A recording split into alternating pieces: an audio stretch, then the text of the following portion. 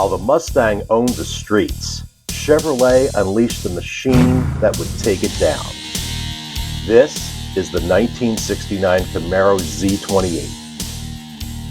The Camaro was born in 1967 as Chevrolet's direct strike against the Ford Mustang.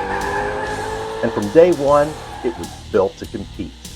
But the real story starts with the Z28 package, created for one reason: to dominate the SCCA Trans-Am racing series. To qualify, Chevrolet had to build street versions, and that's how this legend hit the road. Under the hood was this high-revving 302 cubic inch small block V8.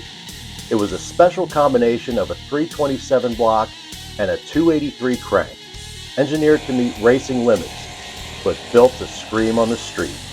Officially rated at 290 horsepower, but in reality, it made far more. Unlike big block muscle cars, the Z28 was about balance. You got tight suspension, quick steering, and a mandatory 4-speed manual. By 1969, the Camaro hit its peak with its first generation design. Longer, lower, and more aggressive. That bold front end made it instantly recognizable. The Camaro Z28, born from competition, built for the street, and still one of the purest cars ever made.